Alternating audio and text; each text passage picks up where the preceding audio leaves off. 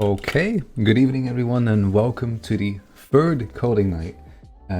Today's coding night is of course also the very first coding night, but also the last coding night that will be public to everyone. So welcome everyone, even the non-patrons. I hope you guys will have an amazing time tonight, and I'm glad to see you all here. This is, I think, the most amount of people we've had so far at a coding night, which is really cool. To the first question, yes, this recording night will be recorded. I am even already recording it. So yes, I am recording everything. This video will be eventually also published after the coding night, but then it will not be listed on the feed. It will just be a link, and then everyone that's in the Discord server can find the link to it and then rewatch this coding night. Double Bullet has a question, but he's not in the voice channel, so yeah, well, maybe we can explain to him what coding night is like. It's very nice. That's how coding night is. Now, before we begin, let me start by sharing my screen. And here we go. I hope everyone can see it. There is a chance my quality might drop here and there. My internet's not the best, but it should get the job done. Yeah, seems good. Okay, perfect. That's good. The first thing that I wanted to talk about is episode 6. It's of course the latest episode that was published today, which goes a bit more in depth about with embeds, how embeds work, how you can use them, why you should use them, and just some cool features regarding it. We've also worked on our own custom embed builder, which I will expand upon in the future of this season. And so we'll talk a bit more about, hey, well, why is that custom embed builder useful? What can you do with it? And why should you use it? Likes his own video. Yes, I do, you know. Yeah, you gotta do what you gotta do. The thing is, this, usually what I would do is probably use my private account, but my YouTube channel used to be on my private account. So it used to be my Google account that I have over here used to be the same as the YouTube channel. Later on, I moved it to a what they call business account, I think. But what happened was that also all of my subscriptions moved to that business account. So I kind of use it as my personal account as well. Like I like videos on it and subscribe to people with the channel. So yeah, cringe. Thanks, Double Bullet. I know. Is your real name Efan or Hendrik? Good question. It's very confusing. My real name is Efan. My official name is Hendrik. In our country, we have something called een roepnaam. The rough English translation would be a calling name, I suppose. It's like your unofficial name. Now, usually your name would be somewhat alike your official, your calling name. With me, that's just not the case. So sometimes there's a confusion about that, but yeah. I sort of felt like he had more because of the quality of it. Thanks, Double Bullet. Even though you're not here. Yeah, you're still not here. That's amazing. Yeah, FN is my calling name, as you would call it. That's how friends call me. That's how I'm used to being called. The official name that they have given me is not something I'm really used to being called to. But of course, yeah, I think you could call it that way. But in our country, it happens a lot more. No, thanks. I'm good. That's different than how we would say it over. It is, run free. It is. It's on purpose. Usually you would say it like Effe or Effahan, which is like the Dutch pronunciation of it or the Turkish pronunciation of it. I've adjusted it to a bit of an English way because, well, why not? What country are you from? Dutch. I'm from the Netherlands. Never been. I'm just Dutch. That's it. So yeah, that's why my pronunciation of it is different in my videos. That's why I run free. Anyways, episode 6, pretty cool episode. We are. I've seen Minecraft chat logs. Matt Smack and Dutch. Oh, yeah, Ultima. That's true. Yeah, you know how it is. Anyways, in episode 6, we've gone through embeds. In the future, I am going to expand a bit more upon the last thing we did in the episode, which was a custom embed builder. And now it just gives you color. in the future, you will have an option where you can pick between themes, which is pretty cool. He play Minecraft on sub. Sorry, man. It was nice seeing you here. I'll see you again next time. Minecraft's a good game. Too bad that the Cave and Cliffs update was split up like this, but it's a good game. Anyways, that's about episode 6. The changes that were made during this episode have also been published to the repository. So if you go here and you press on here, you'll see that there's now also release 6, where you can find all the source code of episode 6. Then, I also wanted to remind everyone that there's something called the GitHub Student Developer Pack. Now, we have gone over this in episode 13 of season 1, which goes about hosting and stuff, but yeah.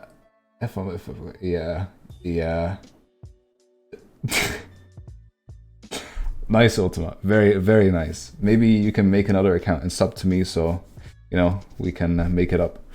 But in anyways, there's a GitHub Student Developer Pack, and you can use that to get lots of stuff for free. A lot of things related to programming, hosting, tools. For instance, a domain, the JetBrains IDE pack, which includes a ReSharper, which is an extension that you can also use on Visual Studio. It kind of works like Style Cup analyzers, but it's a lot better. So you can all get all of those things via the pack. I use it myself as well. Ever since I've been on school, which has been for a long time, I've been using the pack. You get all of these things renewed, I think, every single year. Where it says that, of course. Some are just a single offer, some can be renewed every time again. Yeah, like here you can see this is to be renewed annually, etc. So take a look over here. It's really useful. This is not well, I guess it's an ad, but it's not paid for. I'm just sharing knowledge. Free ad, yeah, I guess. I'm not making any money off of this. It's just a good link that you can all use, and it can be quite useful. It is very simple to set up. Brought to you by GitHub Student Pack. I wish. I really wish, but no. Then, today, version 4.0 of Discord add-ons hosting has been released, and that's this beautiful package over here. The main difference with version compared to version 3 is that it now supports sharding, and it has been something you guys have been messaging me about and commenting about for ever since I started. And sometimes it's just sharding ? Sometimes it's when are you gonna be taking a look in sharding? Something. But now I can finally say, well, this package also supports it now. Not just that, there's also now a new repository by me at discord.net-sharded-template, which supports sharding. So now there's 2 templates, one that's just a normal one, which if you get rid of this, you're gonna get this one, and the sharded version, which supports sharding. If we take a look into here, there are a couple of options that you can configure, like the total amount of shards, and there's a bit more commenting here and there going on about how everything works. There's also a command allowing you to see what shard you're currently running on, depending of course on from which server you're running it. And there's also something which is the command handler, of course, which works a bit differently. Things have changed with this new version of Discord add-ons hosting. But as you can see, we then here, of course, also said like, hey, well, the client is running and we're running this amount of shards. It's pretty cool. I don't have it open over here, but if I head over to the template, I can quickly show you what it looks like. And it's pretty cool. What is a shard? Great question. Basically, when you start having a bot that's a bit bigger, it is useful to use sharding, where you split up an amount of servers over multiple shards, which, yeah, I guess a very basic way you can explain this is that you split servers over multiple instances of your bot. Sounds very complicated. Yeah, I guess what you could call it is like, well, you're running. Yeah, how do you explain this? Sharding. Yeah, you have 2 running copies of your bot, but instead of or multiple versions of your bot, but instead of them being separate, they're all communicating towards each other, or well, with each other. They say like, well, okay, well, hey, this server is sending in a request. Okay, we'll send it to shard number, whatever. If you take a look into Dino, you go to dino.gg, you have their status page. And instead of just saying, well, hey, all operations are, all of our systems are operational, you can see all of their shards. Dino has a total of 2,560 shards, which is a lot. And you can see if you hover over one, each shard has about like 18,000 servers, 19,000, etc. So it's all split up over shards, which are like instances of your bot. This is something you really want to use when you have a really big bot, because just running your bot on one small machine might not be enough. Therefore, splitting it up over multiple shards can be really useful. That's kind of a, I guess, a simple way of explaining it. The nice thing of discord.addons.hosting is that you're not required to provide an amount of shards. You can also just go to program, and if it loads in, you can also just get rid of the total amount of shards, and that will then use the recommended amount of shards, depending on how many servers your Discord bot is in, which can be quite useful. So that's really cool. The template can be found by using the tag template, which will show you both the normal template for non-sharded bots as well as the sharded version of the template. Now I am almost completely like not doing something which I should be doing. You can go to commands-cn and you can in here post requests.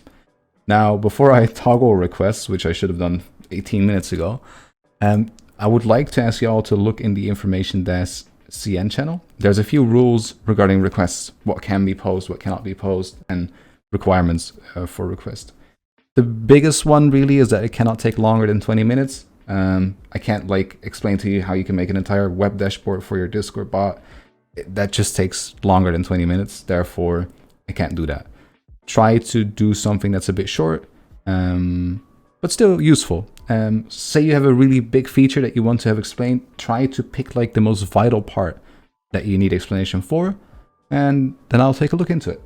So now that's done, I will go ahead and toggle requests, and now you can go ahead and go to commands-cn, where you can then send in your requests. Now I'll also show you how requests work. As soon as you've ran the command, it's being sent to this channel over here, which only I can see. Very cool. And of course, it can see it as well. In here, I get a nice embed. It says, well, who has requested it, and then a description of the request. Now, as soon as I say, well, hey, we're going to switch to this one, you can see here that now the active request, this embed in information-cn, has been adjusted to Ultima's request. You can see that he requested it and what the request was about. So that automatically changes depending on, well, what's going on. So that's pretty cool. Also, as Ultima just pointed out, it is in your DMs as well. You receive a nice message saying, oh, hey, your request has been accepted. It's currently active, or it has been denied. It sends you a nice message as well.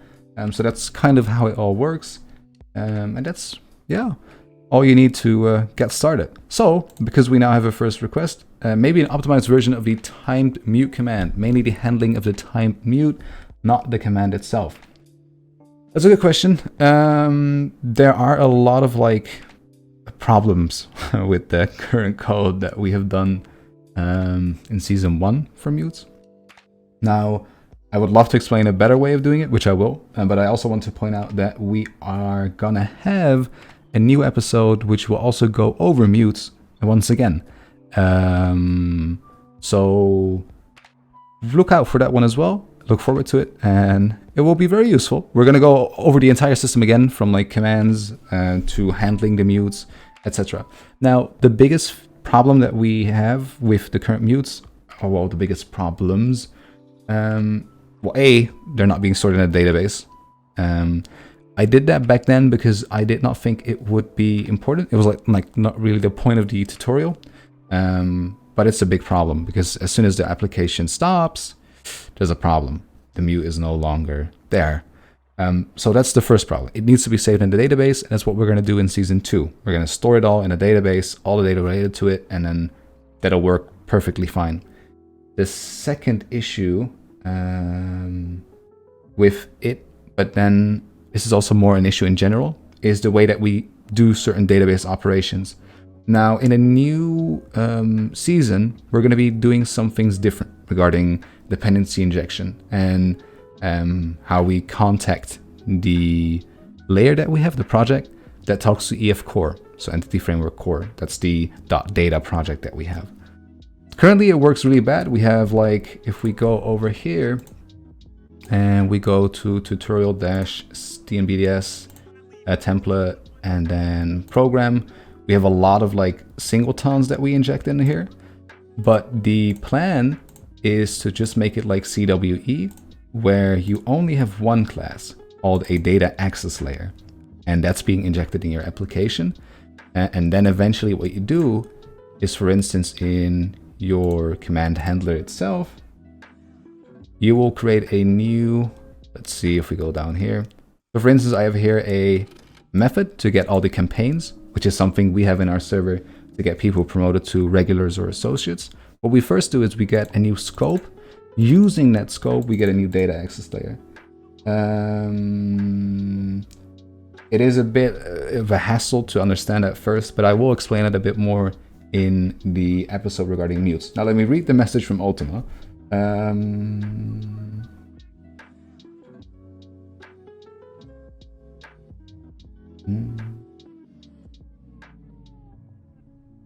Yeah, and that's why we have to store those mutes into the database. And then as soon as, of course, the bot launches, it will run the mute handler. But we're going to make a few adjustments to that mute handler so that it works a bit more optimized, using some enhancements that we will be taking a look at in season 2. So just look forward to the episode. It will be there soon. It is only, I think, about 2 episodes away. So it's coming very soon. We're going to be talking a bit more about mutes and how to properly handle that stuff. Now, how can I check inside the command executed event if a command has a name class? Now, I assume that you mean if the command has a certain name, or if the module of the command has a certain name, or what do you mean?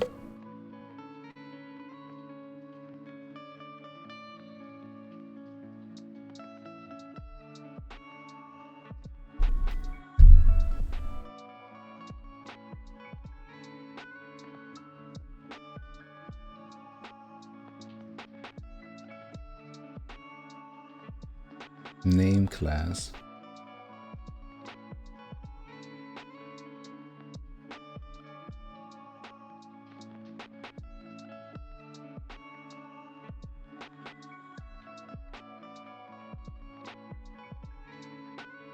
I guess Ultima's taking over now.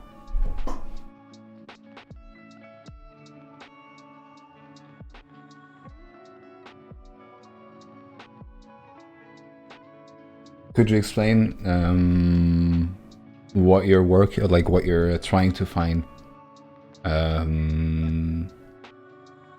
you trying to find the name of the command?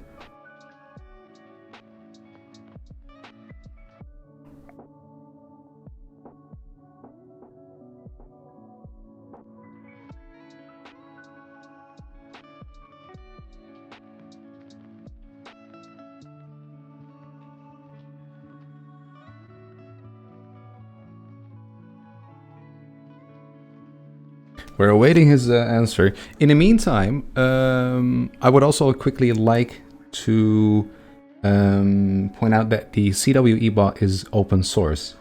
If you head over to any channel where you can run commands, for instance here, and you run the tag CWE, you get a nice link to the repository. In here, you can find the source code of our bot, which runs in the community. Yeah, Mr. Vibes. Oh, wait. Yes, he can join. He's not in here yet.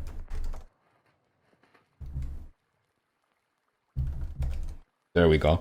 So you can check out the code of the bot, and also you can work on features for the bot. For instance, Ultima has added the tag system basically to the bot. So thanks to his contribution, we now have a working tag system, which is pretty cool. Okay, the name. Oh, that's interesting. You're talking about the name attribute on top of a command. That's very interesting. I've never seen someone use that before. I assume in that case, what you will do in the command handler to get that name is probably command dot value name.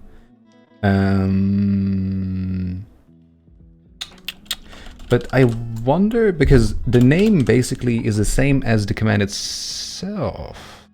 Huh. Yeah. I agree with what Ultima is saying. Yeah, the name attribute usually is only actually used to, well, give the name of the command, but that equals the same text that will be used to run the command.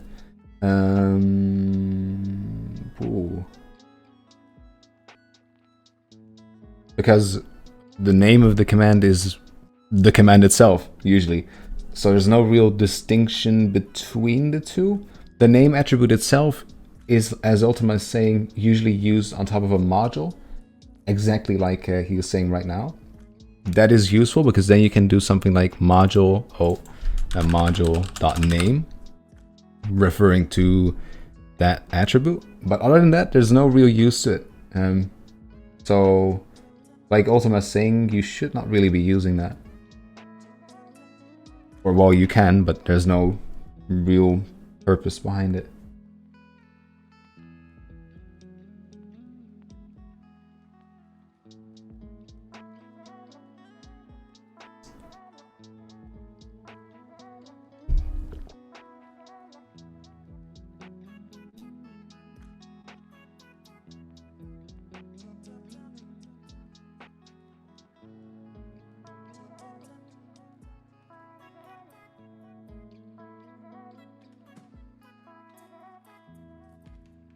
Yeah, you can really at this point only use the existing attributes to check values of those. To add more to it, you would have to make a custom implementation of everything surrounding commands, basically. So I think that's would be module info or command info, my bad. And then you would also have to make a custom implementation of all the attributes. That's a very you would have to take a look at the discord.net library for that on GitHub. Let me turn down the volume a bit more. Okay, so you would have to take a look over there to see if you can copy the implementation of that and make your own. But other than that, there's no real use to use the name attribute other than using it on top of modules. Okay, then let's finish that one. Create an interactive poll. Okay, I think this is about what do you exactly mean with interactive? That when you press something, something happens, or like suggestions where you have emotes being added to a message and then you can press up or down, or what do you exactly mean with an interactive poll?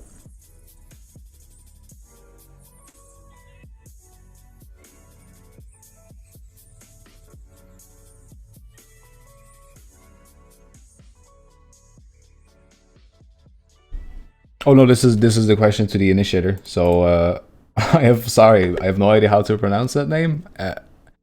I'm not gonna attempt it. But if you could explain a bit more what you mean with interactive poll, then I can help you with that later. But for now, just put it in chat, and then I'll move on to this one.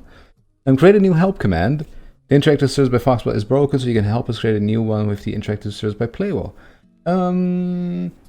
It is not per se broken.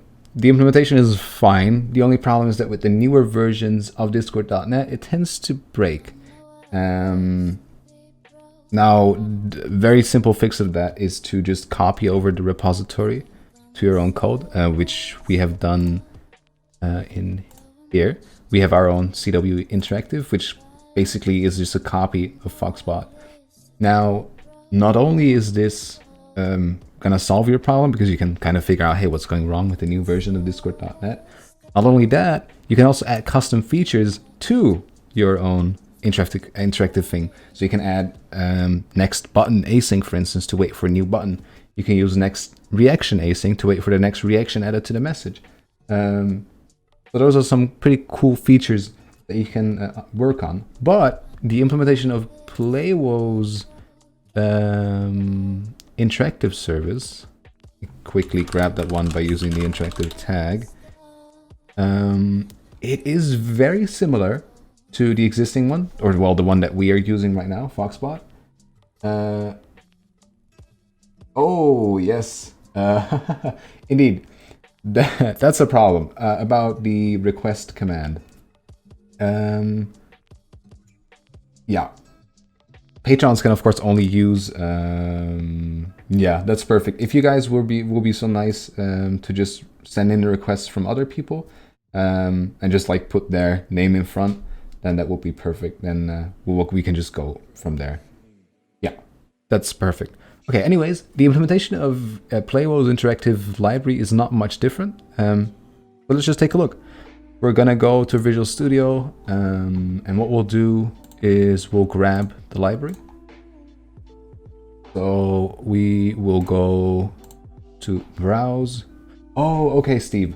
Okay, I did not know it was from him. So if you're sending a request from just someone that's not a patron, or for someone else, just put their names please in front, so that I can know, well, if that person responds, then I can take actions based upon that. Thanks, I appreciate it. And then let's take a look here. And we're gonna use the Playwo's interactivity add-on. So we're just gonna copy over the name and paste it over here. And then of course we have it right over here. And let's install it to our project. I have never used this one before, so I'm just going to follow the documentation.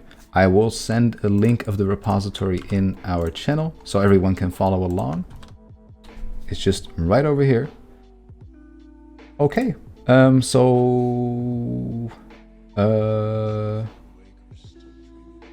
think it's time to update the packages. So what I have to do is right now is just update all of my packages so that all works nicely again, because this is an old template. I have to update that, but currently it runs a bit of an older version of Discord.net. Okay, so now we have the Playwo's interactive service, and I have also got a couple of errors over here. This is fixed by getting rid of this part, and this is fixed by saying Discord client service, and then this has to be execute async. If I remember correctly, what was it? Let's just copy this for a second, get rid of this part, and implement abstract class. Oh, protected, okay. So now we have updated our code, protected override async task, execute async. What's the problem over here? There's no that good. It's Discord client service. Okay. Then let's say I'm confused. What does it say? There's no argument given that consists of the required formal parameter client of Discord client service. Logger client. That's new. Let's take a look at the examples over here. And then we have the command handler. Command service. Oh, that's right. Okay. There's a few changes to compared to version 3. So I'm just going over those right now and then fixing them. So what we can do now is just get rid of the constructor. Then you can go here which is going to give us the option to generate a constructor. And then we can say, okay, oh, or not. It should fix the problems, but I guess then we will have to use base client and logger, which we don't have.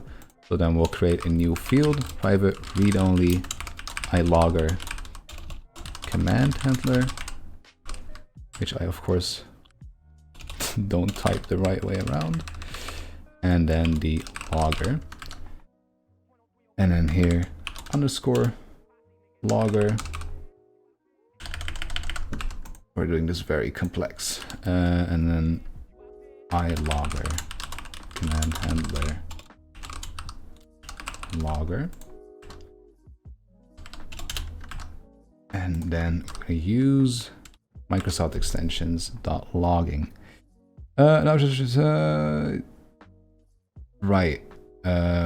Becomes logger. Okay, and then we're saying this, oh, logger equals logger. Okay, I'll quickly go over what we just did. The first thing that you want to do is you want to add a field for a logger. That's because the Discord client service that we're inheriting from just needs it. So we're going to create a private field logger, and just like this. Then in the constructor, we also add that logger and we inject it. The thing is that you also want to use base and then provide the client and the logger to there, because it's something that if we go over here, it uses the client and the logger. So we just need to provide it to it, and that should fix all of the issues that we just encountered. And then you should be good to go. Now we've done that, I can, if I'm correct, we now have the interactive installed. We don't. So then we're going to go back here. We're going to go to browse, and we're going to grab the interactive add-on again. And then we'll go here. That's a bit too much. That's a misclick. So Playwo, there we go. And then we're going to install it to our project. And we're going to accept the license. And then we have it installed. Now we're going to go back to the repository and just check, hey, well, what do we have to do? So here it says to properly use the features this add-on provides, you need to add the interactivity service to your service provider. Makes sense. So what we're going to do is we're going to copy these two lines, and we're going to copy them, go to Visual Studio, go to our program.cs, go a bit more down, and what we can then do is paste. Then we will put this on a new line and get rid of the semicolon over here. Then we press Control period, or you hover over this part and press the light bulb, and you say using interactivity. And then that's gonna fix all of the using directives that we need, just like this. Now the next step is, if we go back to the documentation, is some of the things that we can try doing with this. For example, waiting for messages / reactions, selection, pagination, confirmation, and that's it. Do you have anything specific in mind that you would like to take a look at? And I'm not sure who requested this, so let me read the chat real quick. For the commands channel. Yeah, Pro. Do you have any special feature of this library that you would like to check out?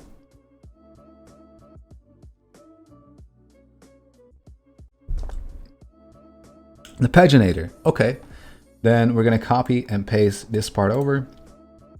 We're going to go to our modules and then the example module, and we'll put our code over here. Then nicely indent it. There we go. Now the first thing, of course, is the using directives that we want. And if the implementation of this is the same as Foxbot's implementation, we also have to inherit the example module class from interactivity. I guess not. This works a bit differently. Instead of doing that, what we'll have to do is create a field, interactivity service, and then we can use it. There's no constructor? Huh. Okay. So we're going to copy this part, which is the field. Go to Visual Studio, go all the way up, and we're going to put it over here. I guess not Ultima. The implementation is a bit different. They have a get and setter over here, which is, I guess, allows you to kind of bypass the constructor. Not my favorite thing to do. Usually you would just pass it in via the constructor, but yeah, I guess it will work. Let's find out. The next thing that we want to do is go to the static paginator builder, and of course also fix those using directives over here, and the final one over here by using system. So now we should have a paginator that has I am cool sunglasses, I am cool crown. So a couple of pages.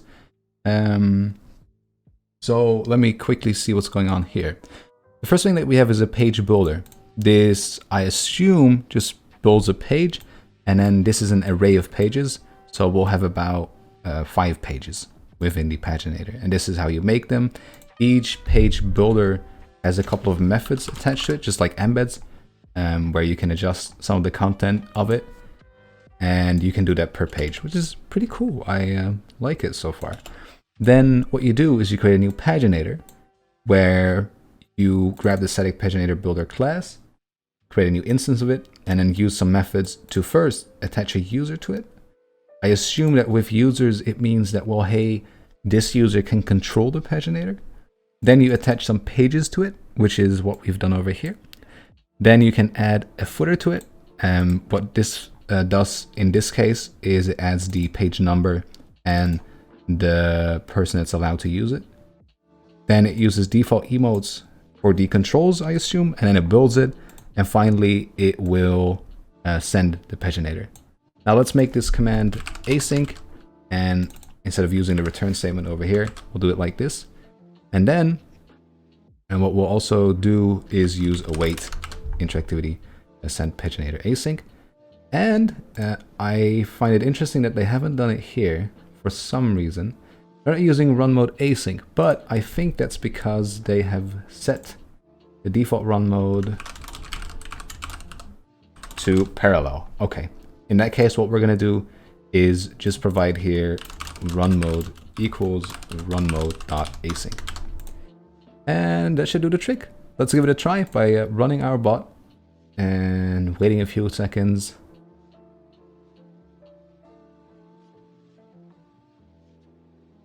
And I think, yeah, I of course forgot copying over the token. So let me quickly grab the token of the watermelon bot so we can test this out. And then I will sadly have to regenerate it once I'm done. So please don't steal my token. But let's go back to Visual Studio and give it a try. Oh, unable to activate. Yeah, okay, so this makes sense because we have never done it. Okay, so you were right, Ultima. Oh, don't you dare.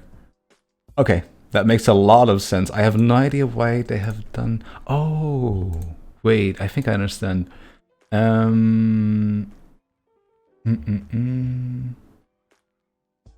have no idea how the library works. I'm just going to quickly read over it and see what it does. And then I might give you an explanation why they have set it up like that.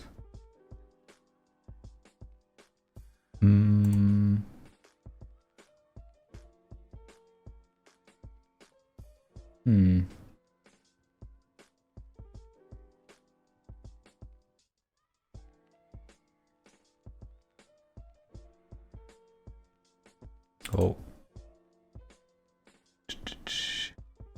Your services.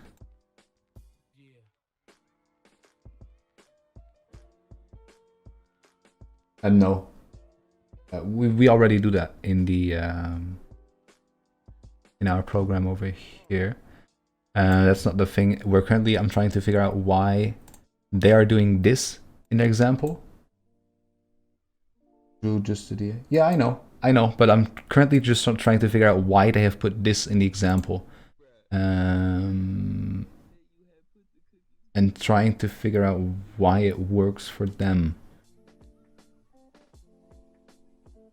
The only thing that would make sense is if they would have something in here about it, but they don't. So I'm a bit confused as per why they have just like put it over here and we're like, oh, you know, all the day. They use commands. That might also be possible. Maybe they have an implementation that works in a cool way with commands. I have no idea, to be honest. Let's give it a try by saying public interactivity service interactivity, and we're just going to call it like this. But then what we'll do is in our constructor, we add interactivity service interactivity, and then we're going to not omit braces. Wow. And then we're going to say interactivity equals interactivity. And then let's try running it again. Now I've actually seen example. I am wondering if it even works for Discord.net. Yeah. Okay, doesn't that offer this, which makes it easier to add in? Yeah, so it should work. Okay. What's this error? Unable to activate type into the following construct are ambiguous using void. That's interesting. Why? WebSocket, Discord socket client. I guess this one is also broken. That's interesting. Has anyone worked with this library that has encountered this issue as well?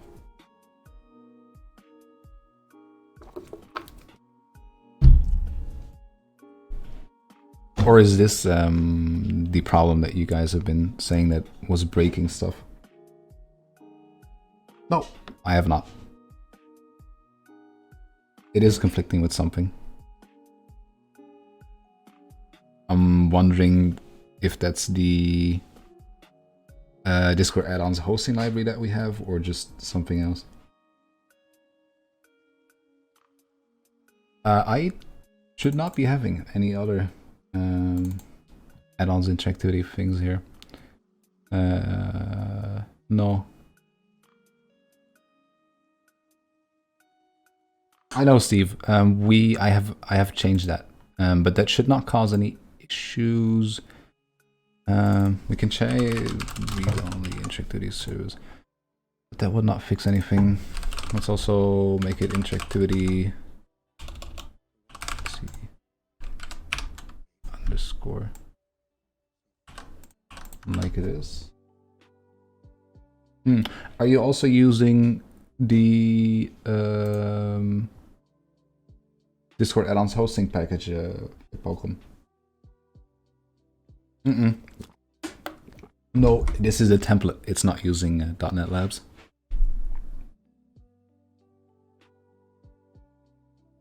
Okay, I don't know. I don't know what's going on. I have no idea why this is not working. It seems to be ambiguous between two libraries, although that we don't even have two libraries. Let's try and see if there's any issues about this here.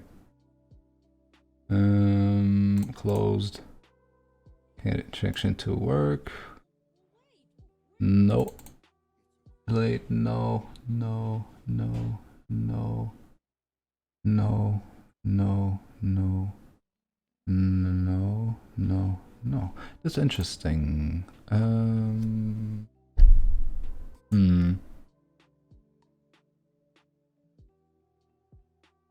Yeah, let's give it a try. That would be a very interesting way of doing it, because you're supposed to not pass in that entire part. But let's try it.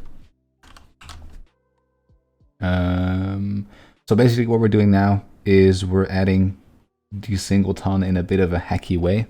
This is to prevent it from being ambiguous between Discord socket client and Discord base client. Because if I'll quickly get rid of the solution. If I run it like this, huh?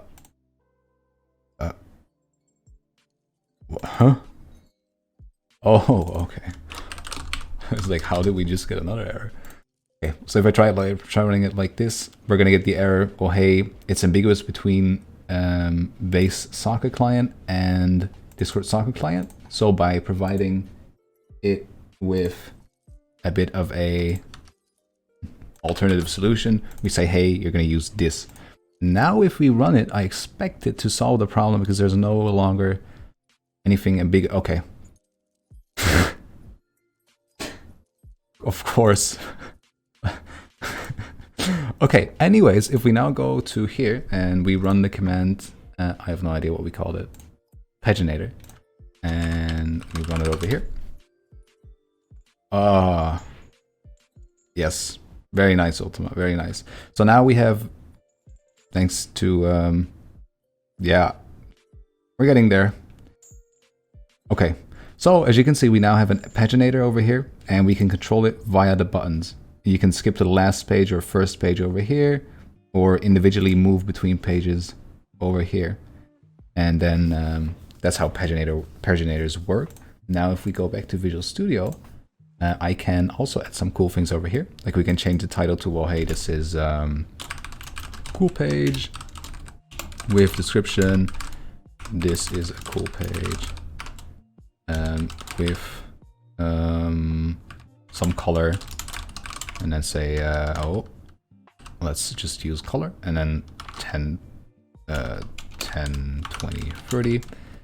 And then we can add some cool things to it. So now, if we... Does not take a constructor that's 3 arguments. It's Discord color then, is it not? Yeah, okay, then should use Discord. And then we can get rid of like this. Yeah, so that works. So now if we try running it again, and we go to Discord over here, and we run the pet. Well, Ultima is showing it. It works. So now we have a first page, cool page. This is a cool page, and you can go in between. And as you can see, the page itself also has its own color. Pretty cool. So that's how you can adjust a lot of things about the paginator and add some custom fields to it by using all these methods. And I hope that kind of explains how you can make your own custom commands. Yeah, no problem, bro. I'll also post the solution that we just went through, this very nice way of doing it, in general-cn, so you can use it if need be, like this. That's how you can fix the solution if you bump into it as well. Okay, finish. It would be nice if we would make a tutorial about how to react to messages with mentions. So if users mention about them, write something would like to program niche chatting stuff. It would be nice if you make a tutorial about how to react to messages with mentions. So you mean if someone uses a command, you mention that person, something like that, and who requested is this the actual initiator or just someone else?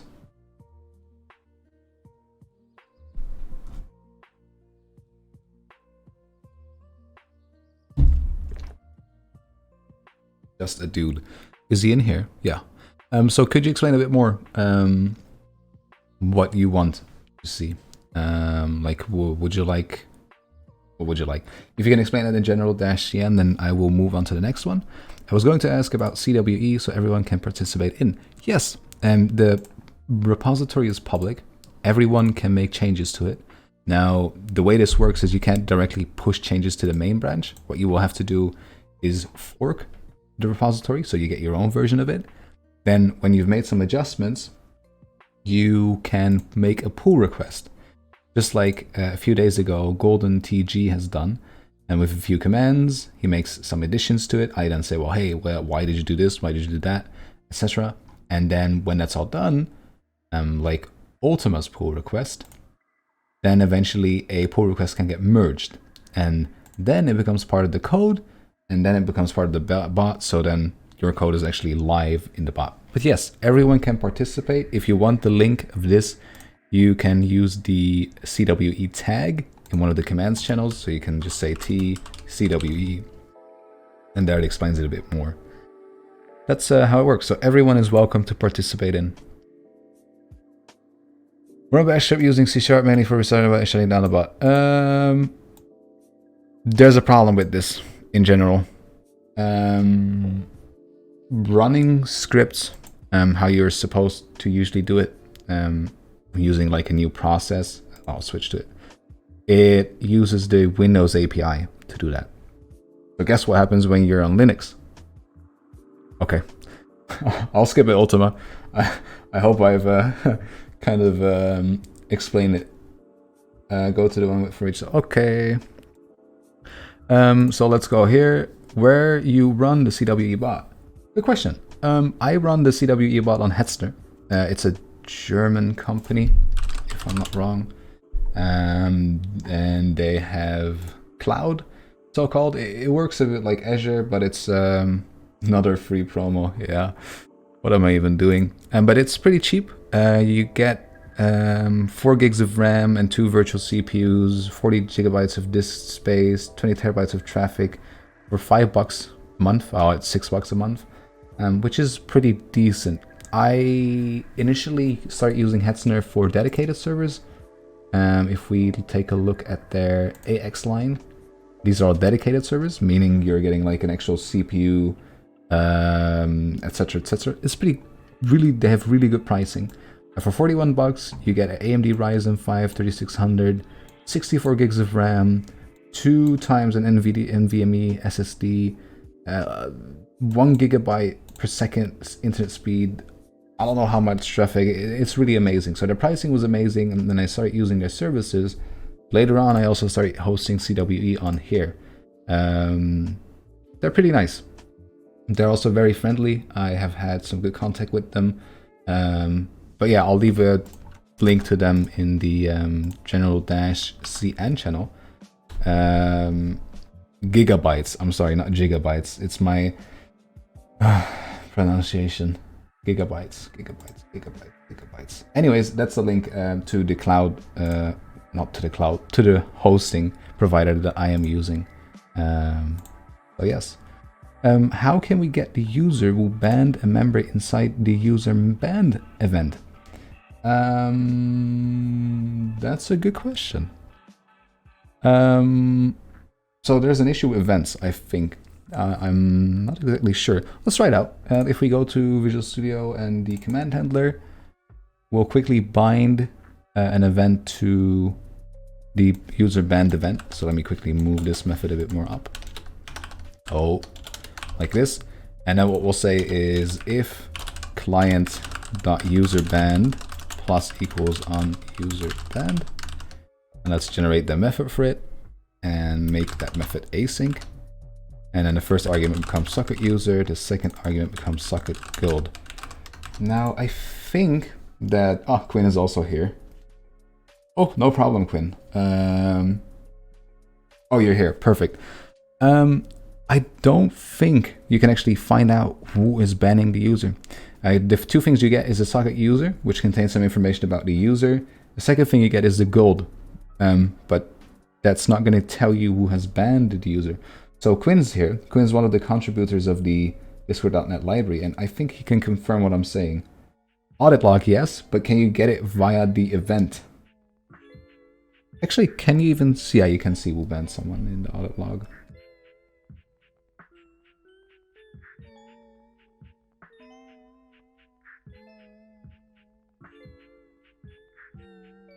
Okay, that is true. So what Quinn's saying is you can't get it via the event, but you can get the last ban, which would mean, well, this ban.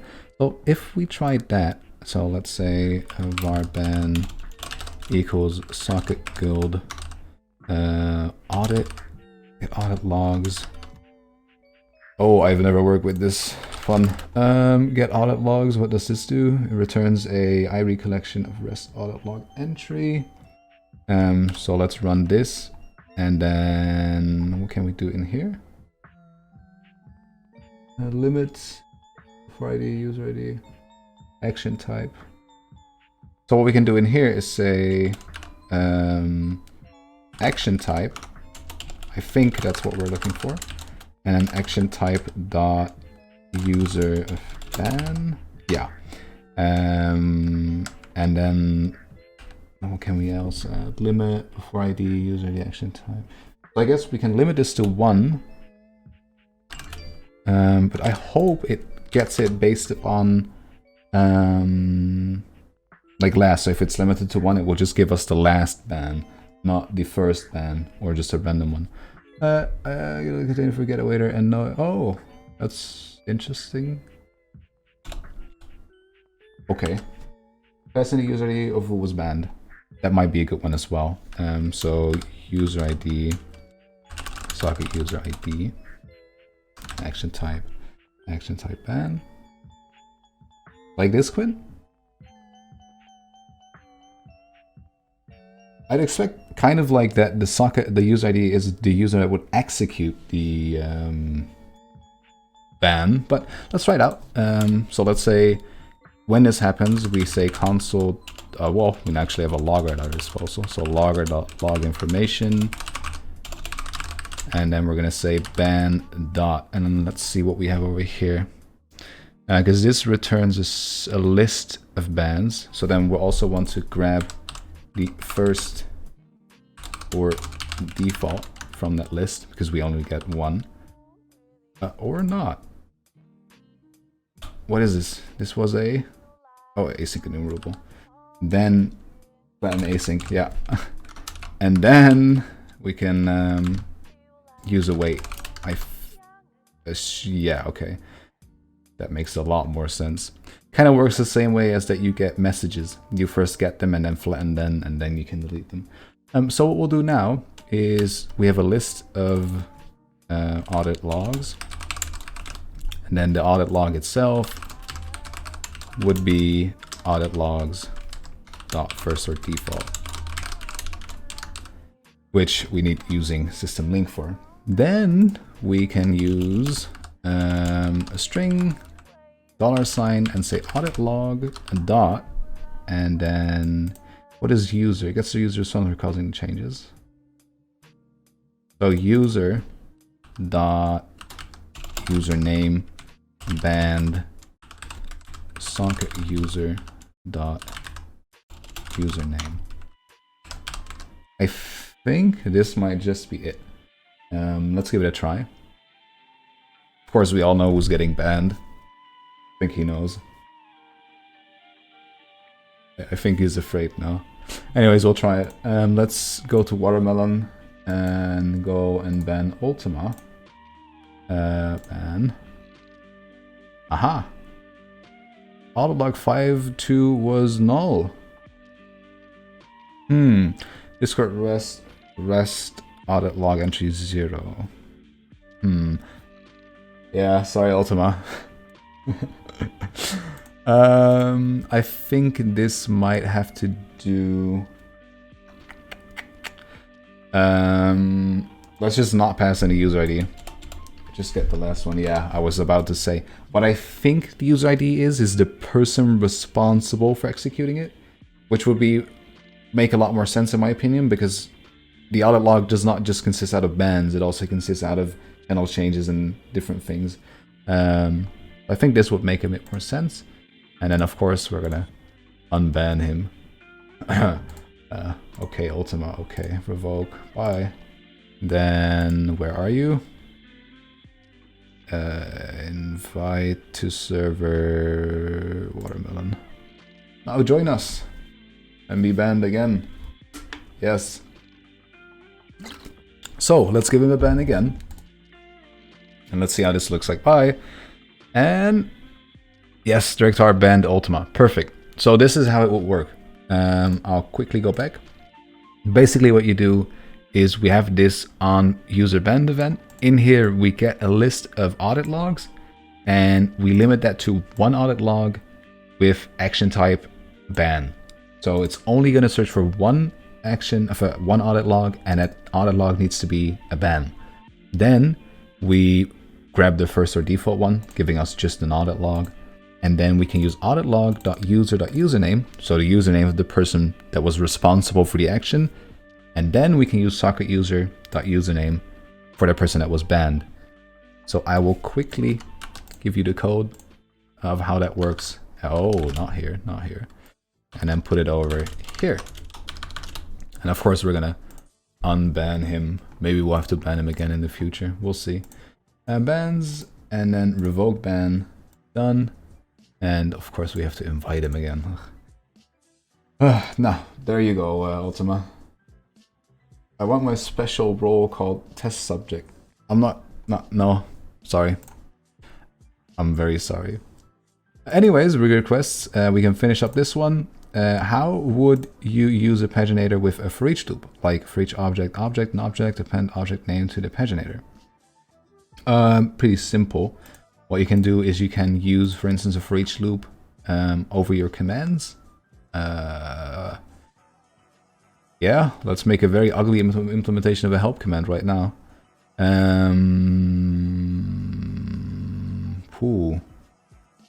Select lol.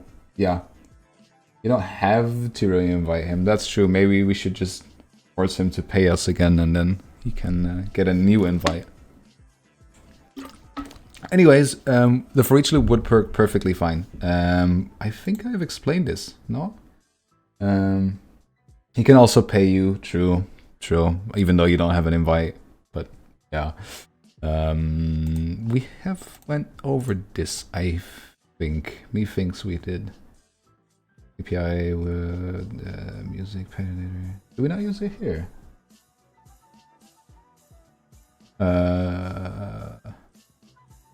Like we did.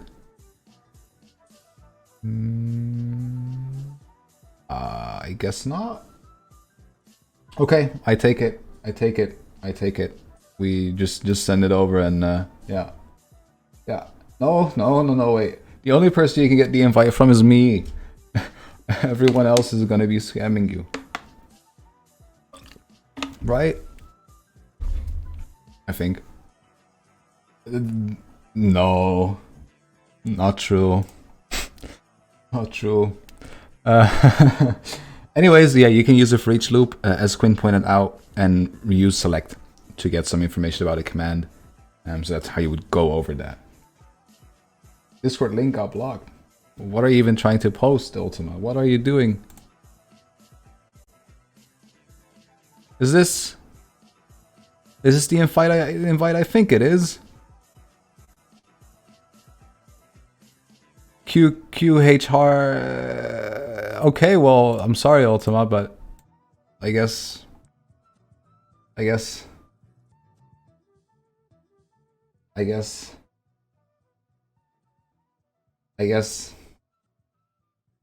mean, you broke the contract, man. Fine, I'll give you a cooldown for 5 minutes, then you can join again. I think we have no invites. Okay, fine. Well, we'll use Quinn as testing subject. That's okay, right, Quinn? Is it okay? Oh? Okay, cool. Oh yeah, true. See, Quinn's easy. We can use him as a testing subject. Perfect. Okay. The next thing is, how can I get deleted or edited message content in the message deleted or message edit event? The value or before edit message value returns null. That's a good question. This should not return null. Because well, it shouldn't. Period. Of course, if you look in logs, for instance, you can also see that dyno logs whatever was deleted. Now this should work perfectly fine. Let's take a look. Let's go to the command handler over here and bind an event to message deleted event. So we'll use underscore client dot message deleted plus equals on message deleted. Did I put that one as active? No. Should stick to my own system, but okay. Then we're gonna put this as the yeah. What do we say? We'll just call it arc1 and make this task async. Now, if I'm not wrong, this is a cacheable message, and that's only gonna work. And Quinn's coming up. If the message isn't in the cache, then this is not. It's just a UID. Yeah. The message needs to be in the cache, and I think what you want to do for that is, of course, set the message cache size in here. So make sure you're setting the message cache size, which is set per channel. So if you have 200, for instance, like me, it will save the last 200 messages in a channel, and it will do that per channel. So that's something you probably want to use. Int max value. Do we want to use that, Quinn? Would that be smart? Could, should, no, could, sure, but should, no, definitely not. So yeah, I'm not ignoring your message, Ultimate. I went over it. You can use a for each loop using using command service, I think, and then just use it there. And then, as Quinn pointed out, you can use a select statement to get information about the command. If you're upwards of 20 characters in a K, that might, yeah, maybe it might be getting a bit slow, right, Quinn? Perhaps. Maybe if you start like 200,000 messages, maybe it gets a bit slower. But you should set a message cache size of about 200, 300. That will get the job done perfectly fine. Then when that's done, yeah, you can use select to build a page for each object. Exactly. Or for each module, or for each anything really. Then if you have this event and you have the argument of the message, and it is part it is not a cacheable message. So if that's the case, first of course what you want to check is if arg.1 has a value, and then use early return statement, and then we'll say return. But because we want to know this, we'll for now also say logger.log information message was not in cache. But if it is, then we'll say logger log information arg1 value content. And async method, yeah, we can just make this a non-async method. And then if we run this, which won't work because I'm smart. Now it will work. So if we run this and I were to go to the Watermelon server and hello, then no more hello. In here, what we're gonna get is the content of the message, which should work perfectly fine. I'm not having any issues with that right now. So make sure you are setting the message cache size in program.cs over here, and that should fix your problem, I hope.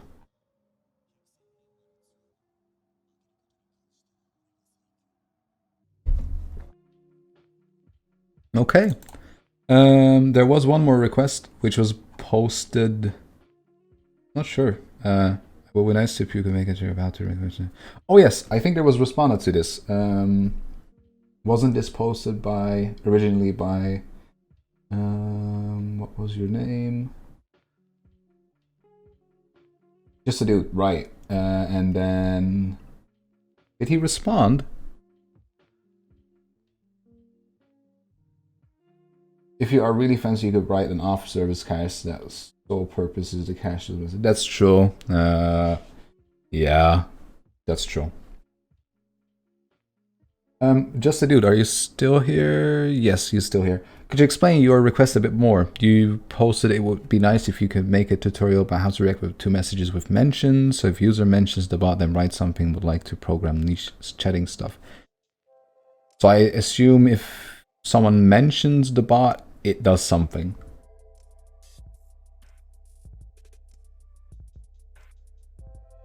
Like a ping prefix. We already have this. The ping prefix is really simple. If we go to the command handler, there's two things we check over here. The first thing being, well, hey, does this message have a prefix that we have defined? If that's not the case, does the message have a mention prefix, referring to the client current user? So that way it will always work, whether that be via the prefix or by mentioning the bot. If we give it a try, and we go to the Watermelon server, and we say, hey, Watermelon ping, you'll see that it responds to that, but also if we just use ping. So it responds in both cases. Pretty cool. Then that's kind of how that works.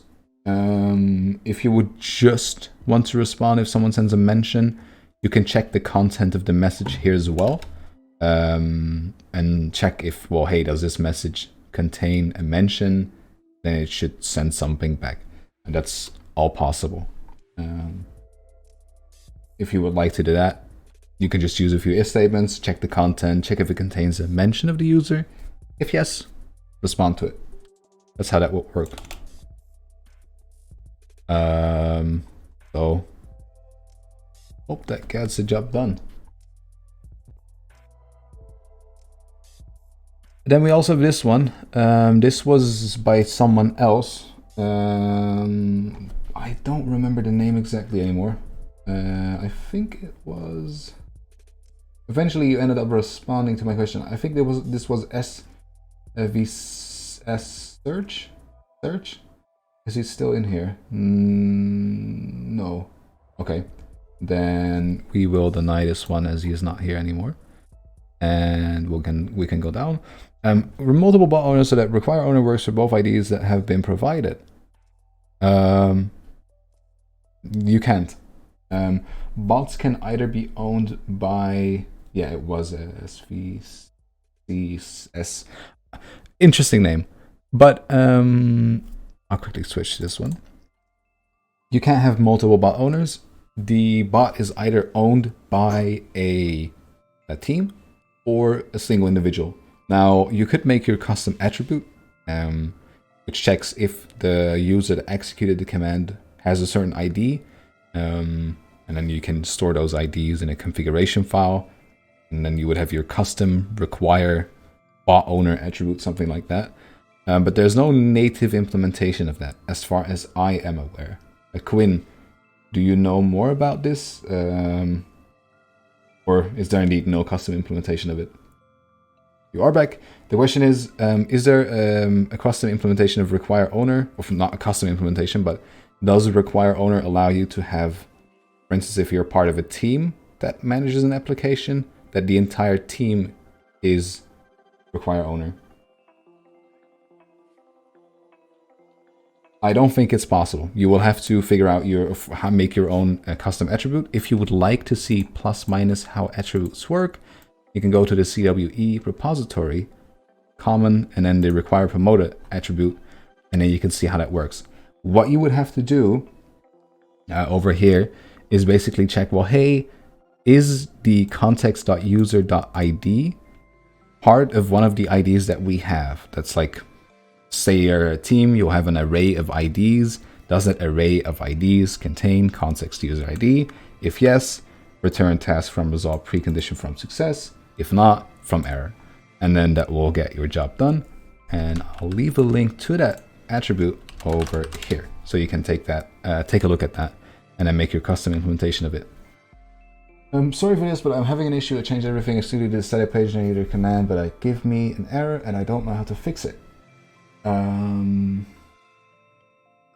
Method not found.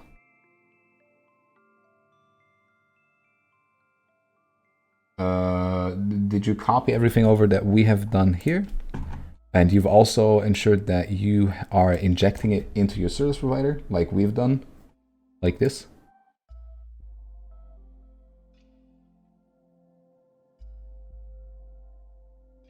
As far as I'm aware, the method that you're trying to run,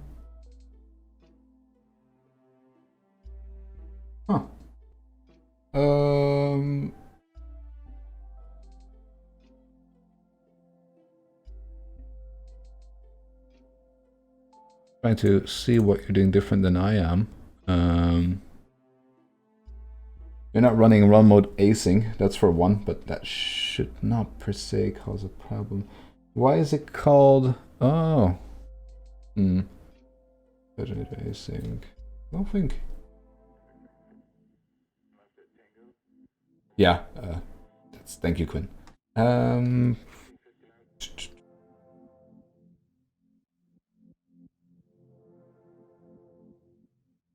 Very interesting. I'm not seeing any big differences compared to yours. For people wondering why I'm just scrolling up and down, I am looking at this via my second monitor. But I'm not seeing any big changes in comparison to what you're having. And I assume you have the library installed, otherwise you'd have a lot of issues.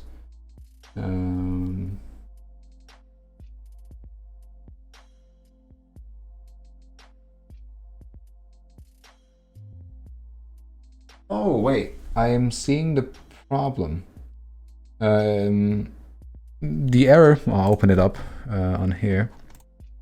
The error doesn't per se have to do with what you're with the paginator. It's here. It's the problem with send message async on a my iMessage channel. But that's very interesting. Why is that throwing an error?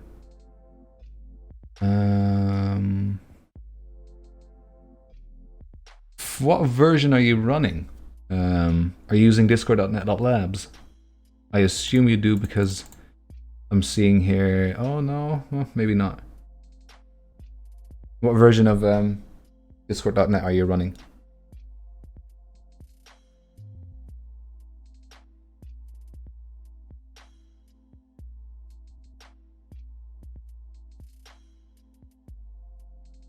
And then this is good. This question goes to a Pro 007 2006.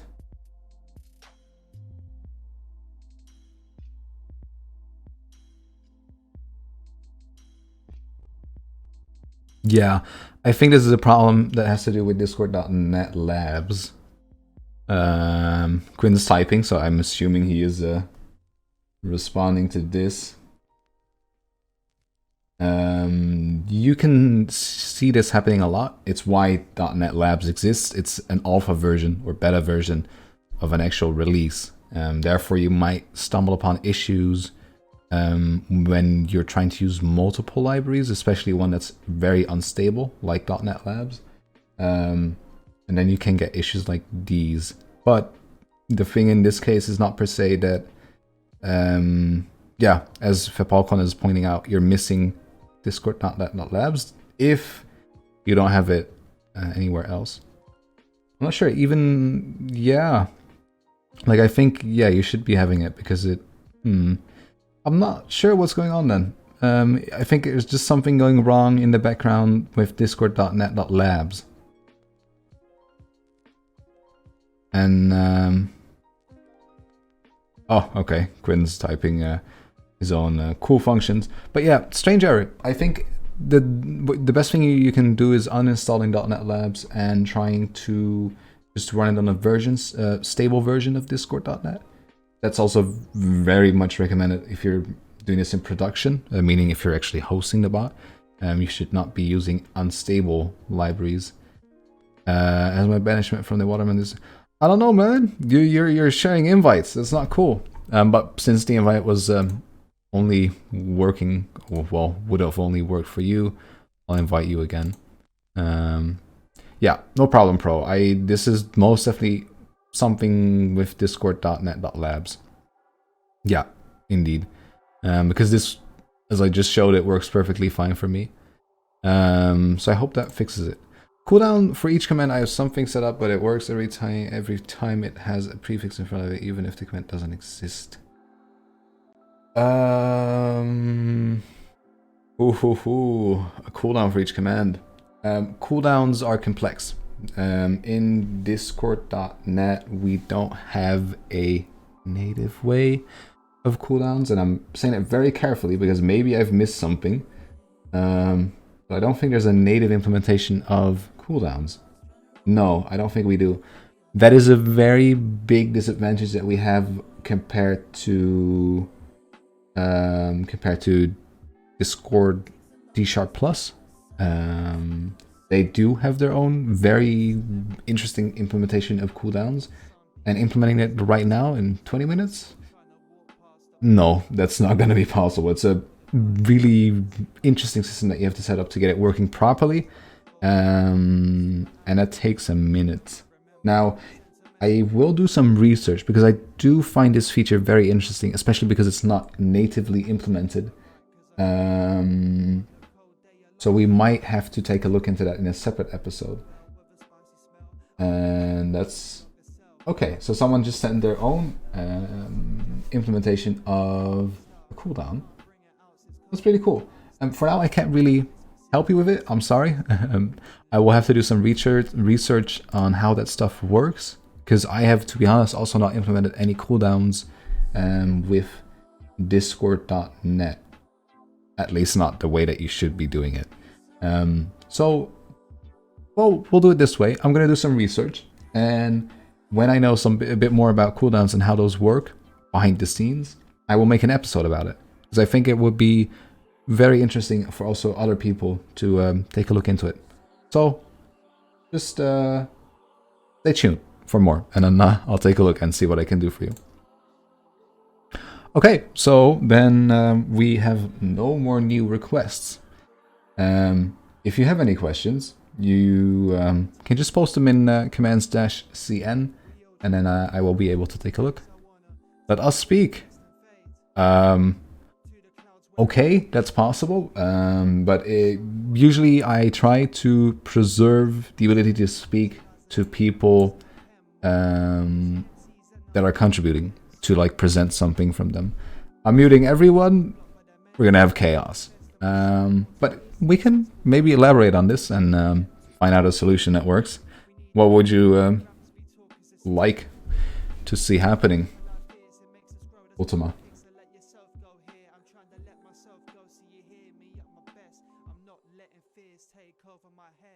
Ultima is typing. Did he join the Watermelon server? He did. Good for him.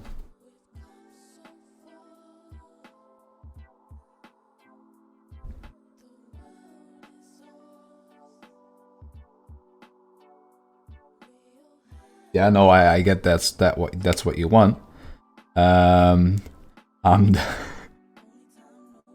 Do we want to have a coding competition on the best ping command? Okay, fine. We'll have a coding competition. If you want to see that, let's upvote it and we'll do it right now. And then you can send in your submissions and I'll review them. And then okay. Oh man. No. We have no idea, League. Okay, well, maybe the next suggestion should be whether or not we're banning Quinn from the competition.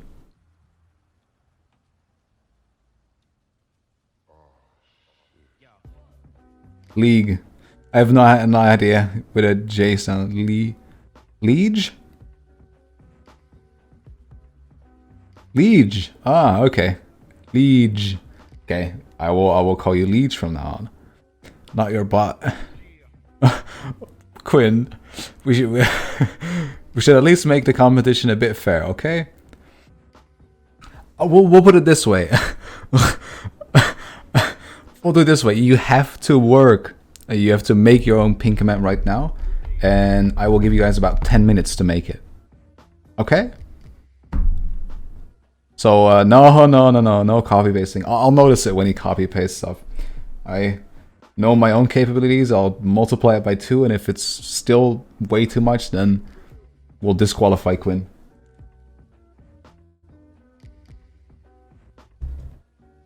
Oh, okay. We'll do it. We're gonna do a competition. You guys have 10 minutes to make your own ping command. And I think the best way that we can then submit it is via just general-cn and then just send a snippet of your code and then I'll review it. Why is Quinn streaming? Excuse me. Hello?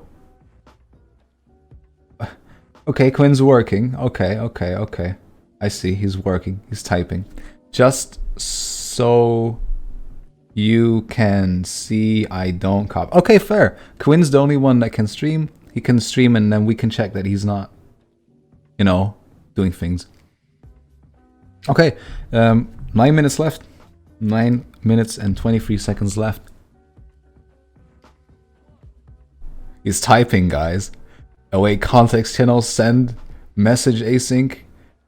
I don't think this is helpful at all for him, but he'll be fine. Okay, he's typing, embed, new embed, builder, embed. Okay, he's getting there. Okay, Quinn, I'll leave you to it. Okay, so if anyone new is joining, we're currently doing a competition on Wu is making the best ping command. And we have about 10 minutes to do this. Everyone is able to join. Quinn, I will disqualify you for your horrible syntax. Please, at least, you know, please be nice. Okay, anyways, sorry. Anyway, anyone that's in this voice channel can join the competition. Oh. Time to, whoops. Can I even prevent you guys from... Ah, okay, there we go. That fixes it. Sorry, sorry, man. I don't think I can get rid of your stream. Could you stop streaming for Polcon? Or are we just all gonna stream? I think we're good. We can just watch Quinn. Make sure he's not cheating. Lamau fetching data. Okay. 7 minutes left. 7 minutes and 51 seconds.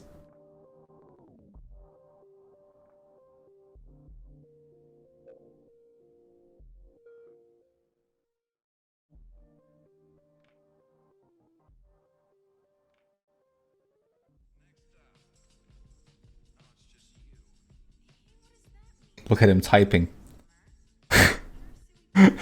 Hey, did you not? Excuse me. What are you fetching there, Quinn? What is this? Yeah. What is that? You think that's fair? No, you can't be using that, man. I'm sorry. No. It's Discord status page data. For your own bot or just Discord? What is it? Ah, okay. You go use that. That's fine. Anyways, what we're doing, we're currently doing a competition on who can make the best ping command in 10 minutes. We're currently on 6 minutes and 38 seconds left. And we're gonna check out and see who's gonna make the best ping command.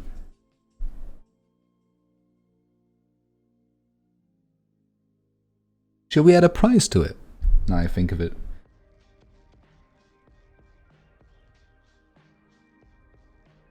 Maybe we should. Or maybe not.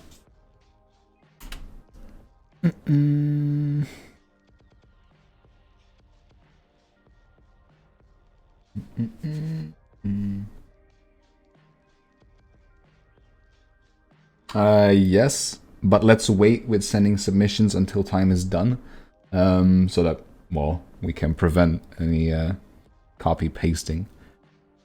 Of course, no one's gonna copy paste Quinn, right? We wouldn't do that. You're really using like the types instead of var? Okay, I see. You know, time span t, array type mismatch exception. Okay.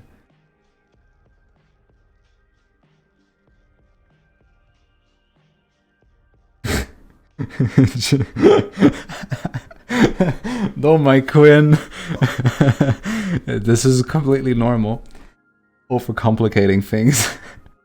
Is he gonna make it? He has 5 minutes and 11 seconds left.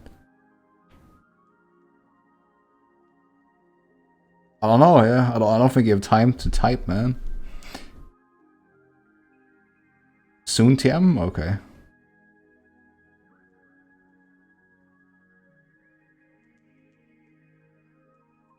Why are you ghost pinging him, man?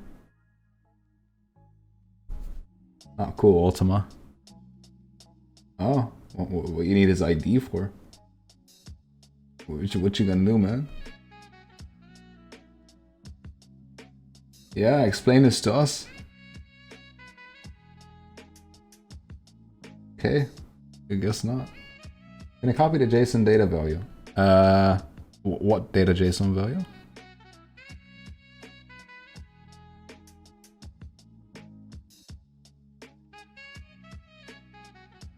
Oh, from your own class? No. You can use a tool. You can use a tool to convert the data into a class, but you cannot just copy paste it, sorry. Like, there's tools that allow you to convert, that's what that is.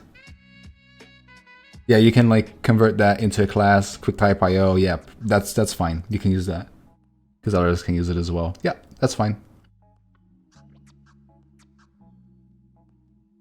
Analyzing sample data.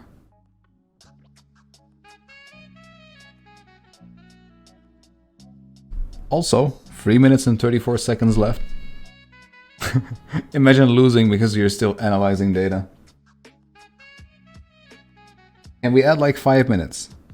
Do we add 5 minutes? Yes or no? Let's make it a poll. X.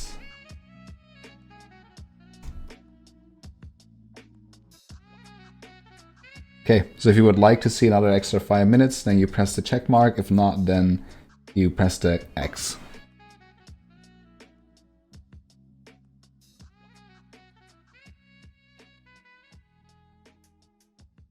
Okay, it's 2 versus 2.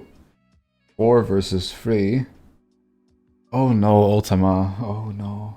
I'm gonna judge you on syntax too, man.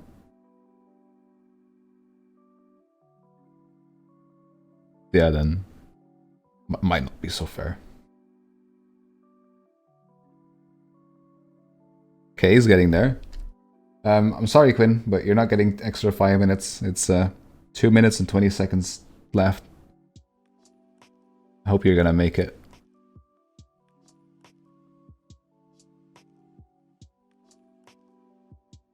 Yeah, perfect, Pro. Then yeah, it's just an issue with Discord.NET Labs. I'm glad I fixed it. So no problem.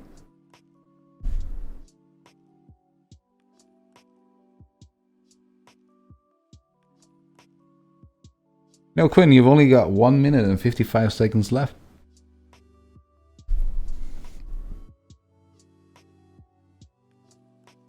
You know, you can still change it up.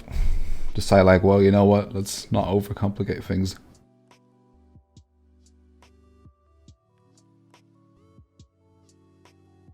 Submissions are ready. If it's a one line, might just kick you again. It's worse than one line.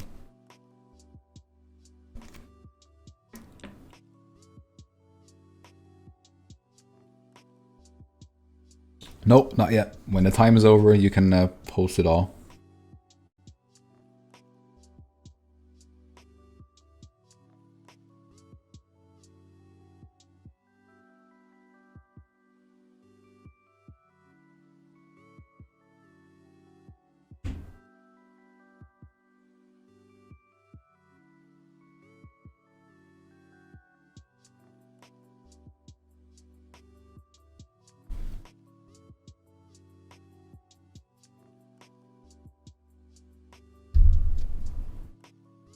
I have errors. Well, you also got 30 seconds, man. Quinn, excuse me, where'd you get this code from? While I was looking away. You just, you wrote it? Really? In like, what, 15 seconds? Yeah, right. That's definitely how it works.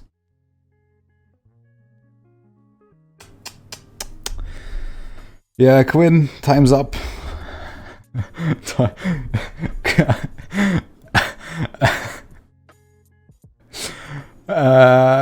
Right. While Quinn's doing his things, you guys can start posting your submissions in general-cn. Well, yeah. So what we'll do is we'll do both code as well as the output, so that you can also display how it looks like. And then, oh man.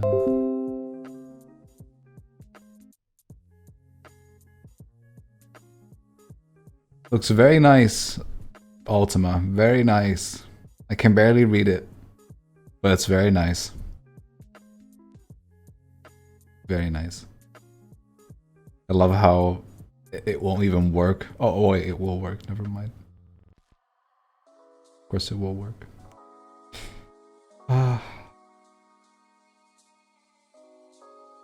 This is just sad at this point, really. Okay, anyways, keep sending in your submissions. Ultima, also please send like what it looks like when you run the command. Even though I know what it looks like, just, you know.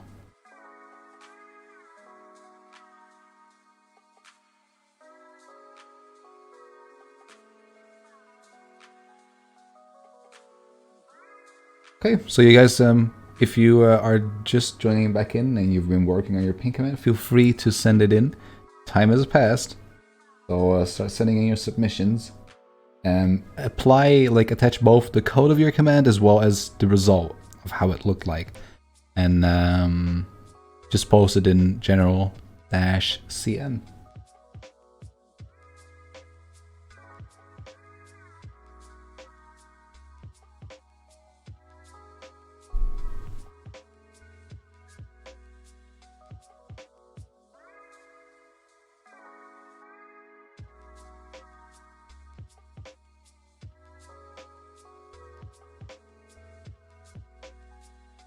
Why did you grab his profile picture?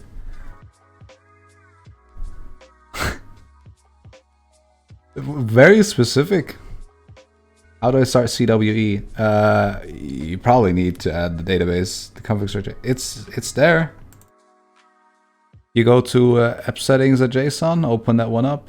Yeah, and then there you have information, which are like channels. You need a token, connection string. Yeah, there's a lot of stuff, man. You can keep some things empty though. For instance, active requests can be null. Information requests can be... some things can be null. Try just playing around with it for a bit. Or just copy it over somewhere else. MySQL database, which we have in the cwe.data part. Yeah, you can get rid of that, that's fine. And you also want to get rid of the data access layer in... SQL is fine. That's a lot of bots, man. Ah. Very nice. Fully help bot.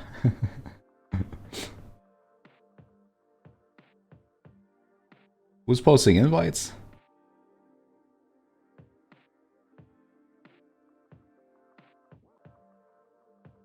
It's not invite now, look at logs.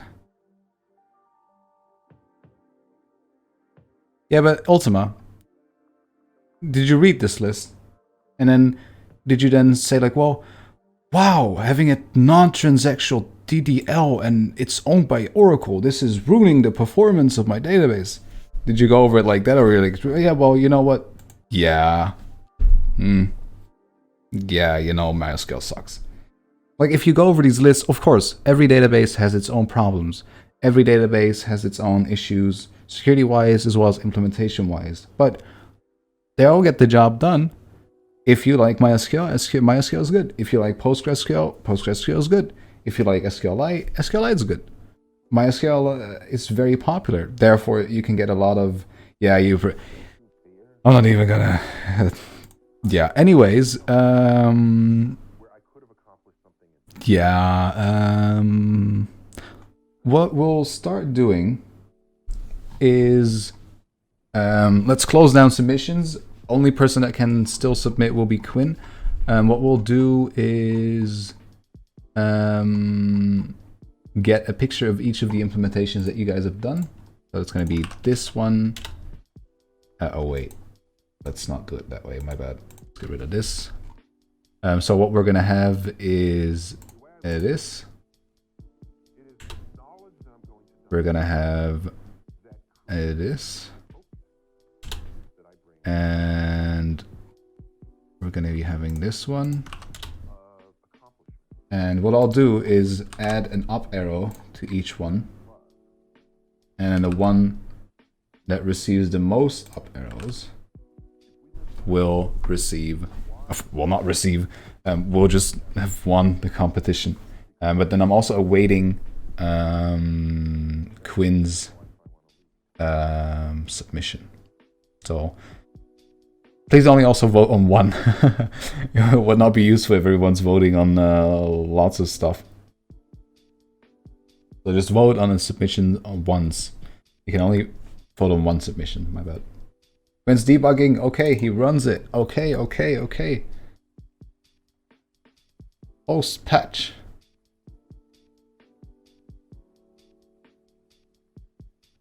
He made a screenshot. All that's left is the post it, Quinn. Then you're done. Okay. What we'll do is we'll get rid of the gray graph because it's, you know, he just wrote that. Very nice, Quinn. Very nice. We'll get rid of the graph. So please think away the graph. And then just use the rest to judge his submission. Again, only please vote on one submission. And then we can go from there. Looks like, so far... Of course, Quinn's submission has the most amount of... Yeah. I mean, to be honest, of course the graph is very nice, but if you think it away... they're all good. Disqualify Quinn. We should really disqualify him, right? Disqualify him? Are we disqualifying him? Are we disqualifying Quinn? Okay. We'll disqualify Quinn, fine. Sorry, Quinn. You're good, but you're disqualified. Yeah, sorry. Yeah, it's sorry, Quinn. The dude won before the true. Okay, so back to these three submissions.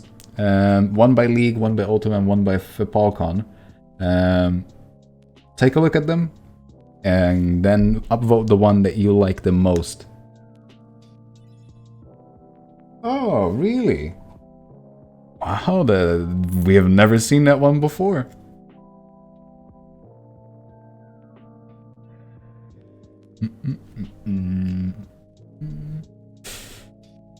So, I am giving everyone until 8:50, so that's 1 more minute to vote, and then the submission that has the most amount of votes will win.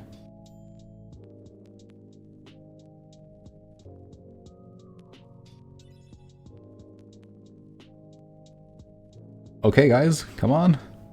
Guys and girls, of course. Just everyone, guys and girl, yeah, true. Female to male ratio in this channel is probably 1 to 1, 2, 3, 4, 5, 6, 7, 8, 9, 10, 11, 12, 13, 14, 15. Did you assume I'm...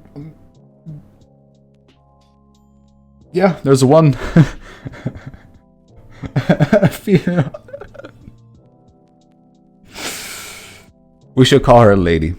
Because she is, but we have a lady in here, that's true. Ultima.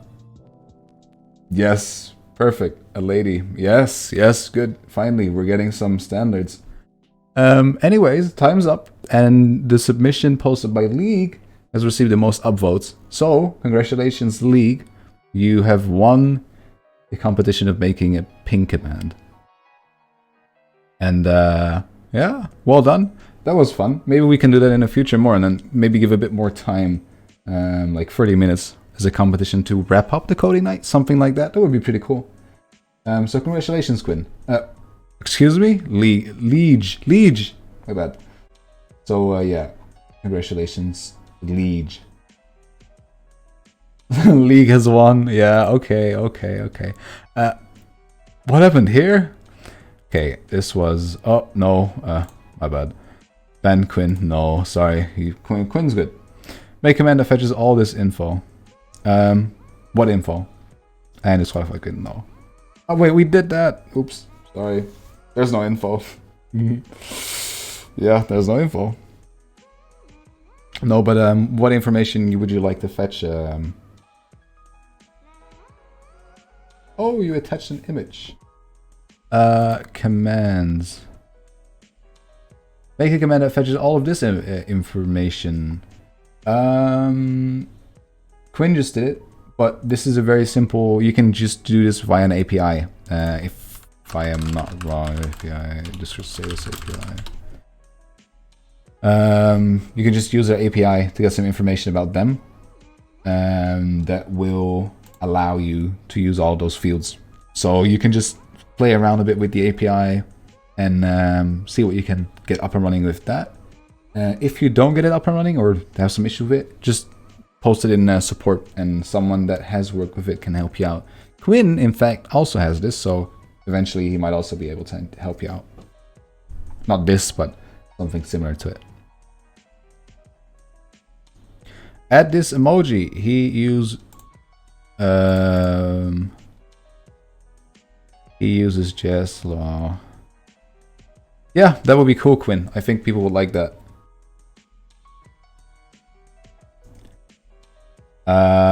Put it as a suggestion, not as a request. Then I can take a look into it. And this one was also finished. Boop, boop, boop. But yeah, do it, Quinn. That's it's very awesome. Now I see this snippet over here for Polkon. This is indeed how I would have gone through it as well. My only problem with it is that I am not sure if process start info would do the trick, because process is actually using the Windows API. I've done some research up on it, so I'm not exactly sure how it works, but yeah, I'd be careful. Make sure you test it out before trying, of course, and then see if it works. If it works, perfect. Oh, okay, then that's good. Hey guys and lady, I just joined. Did I miss anything? Kronk, yeah, we're doing a coding night. Luckily, it's being recorded, so you should be able to rewatch it. I questioned the server that email came from.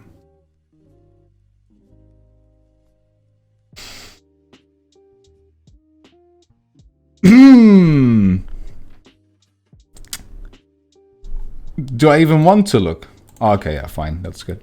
Anyways, Liege is dedicated to making sure that whatever issues or requests come to him, he gets them solved and implemented. Didn't know Quinn was ordering bots, but yeah, I guess, okay.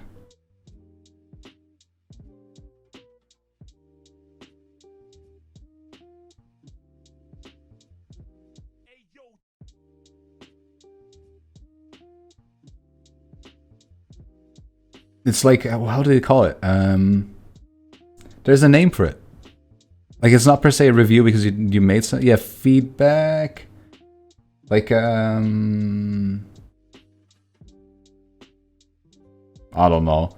You can say about someone like, yeah, well, they're good at what they do, even though you're not per se their customer. Critique. Reference, yeah, right, a reference. Something like that, indeed. Referral, reference, yes. Seeing new requests. CWE sends embeds instead of plain text in DMs. This should be a suggestion. So put it in the suggestion. Show the code for sending embeds with CWE. You can find it in the GitHub repository. It's over here in common and in embeds. We have a few methods over here to get embeds, and we send them in the general module. So you can see how that all works over here.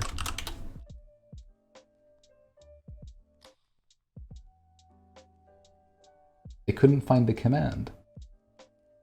What command? The command. Use the send the embed itself.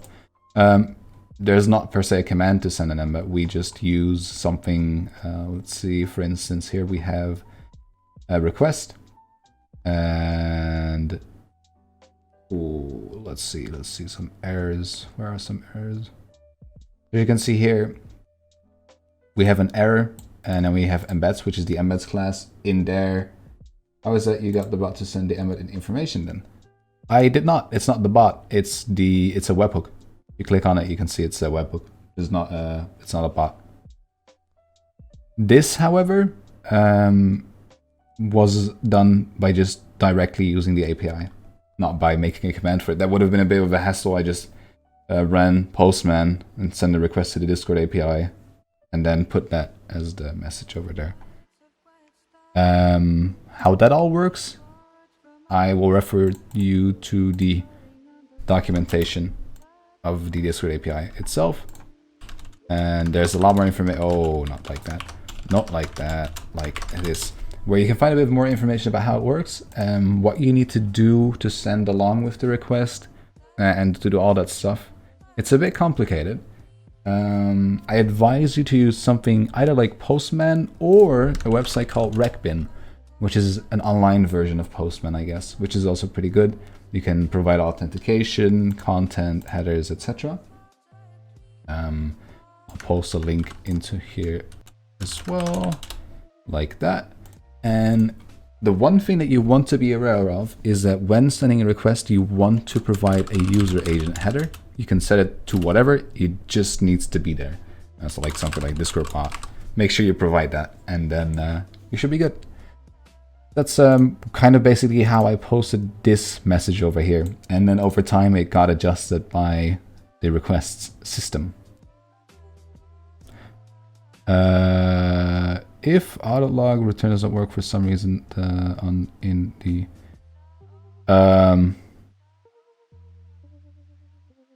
that we did here, what exactly is not working? If audit log.user.id equals user ID doesn't work for some reason, you have to keep in mind that audit log.user.id is the is the person that's responsible for running the ban, not the person that was banned. The ID of the user that was banned is socketUser.id, not auditlog.user.id. Thank you for joining Runfree, and I hope to see you in the next one. And yeah, you're more than welcome. I hope to maybe see you again. Okay, so you cannot check it using auditlog user ID, because auditlog user ID is the user that ran the action. So in this case, the person that banned someone else, and socket user is the person that was banned. So that's how you get that to work. No. Memely review. What was it? Memely review the image generation in the file, and the first thing I'm already seeing is like the nice syntax. Scroll down. No, I think I'm gonna pass. Good, I'm good. It looks great. It looks great. I can totally understand everything that's doing here. It's really nice, really good, really well done. Thank you for being here, Ultima. It was awesome to have you, and I hope to see you in the next one. I have to go also. Yeah, no problem, Mr. Vibes. I think it's also nice to start wrapping up the coding night. This has been 2 hours by now. So yeah, that's a good amount of time to start wrapping it all up. Thank you everyone for being here. This was awesome. Doing it public was really nice.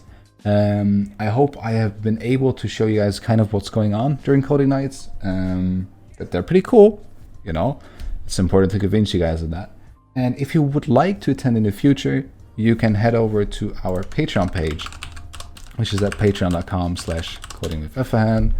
And you can start joining the coding nights already at €1.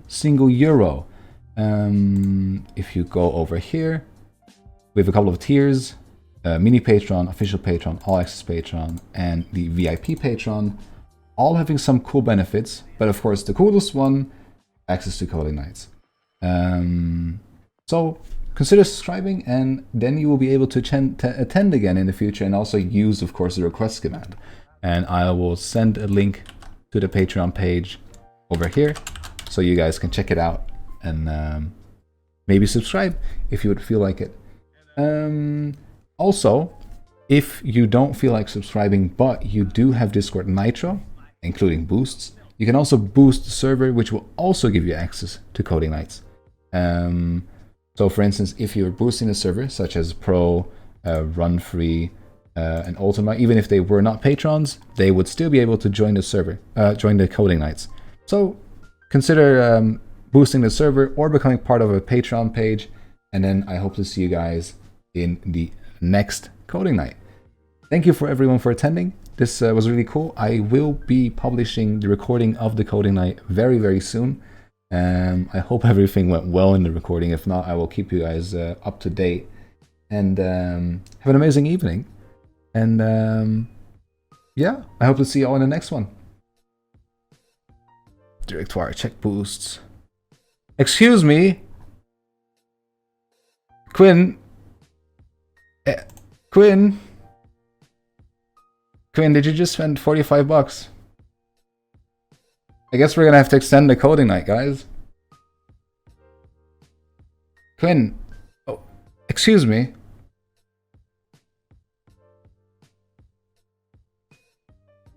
$15 boost. This is okay, Quinn. Okay. You've got my attention. What is it? Oh, this is cool. Okay, we can now get the vanity URL. Yeah, Quinn, spending 45 bucks. Thank you, though. I really appreciate it because this is super cool. Because now we can go here. And where can we do this? Vanity URL. Streamer mode enabled. Not cool. Let's disable it.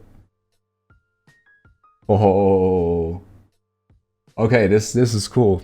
What are we changing it to? I was personally thinking of just using coding with Effahan, just the full name. But we can also use something different. What would you guys like to see? We could also do the abbreviation, like CWE. Oh, just type in the name after discord.gg. Otherwise it will delete the CWE. Let's do some options. Let's do, in general CN, we'll do CWE and coding with Effahan, and then we'll do the upvote, and then whichever one gets the most upvotes, we'll pick that one as the vanity URL.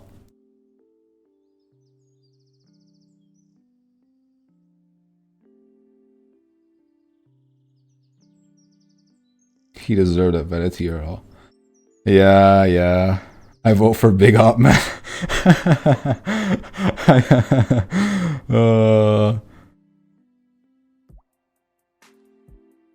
Okay, I think we're just gonna go and go for CWE then.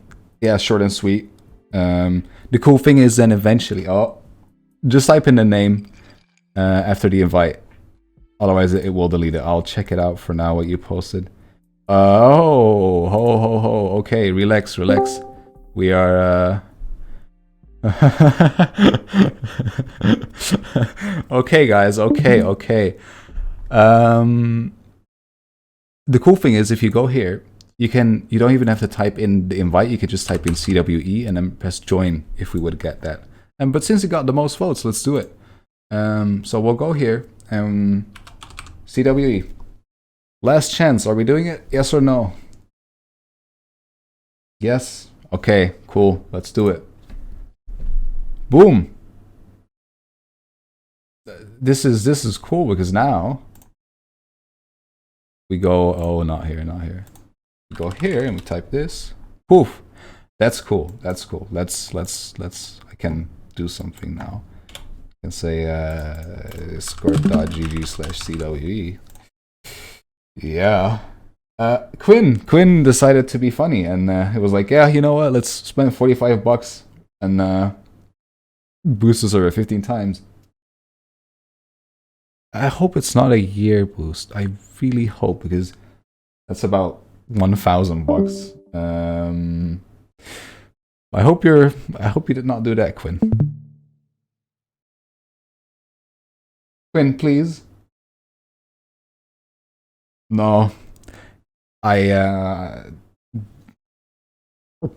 Anyways, we now have a vanity here. Which other cool features do we get?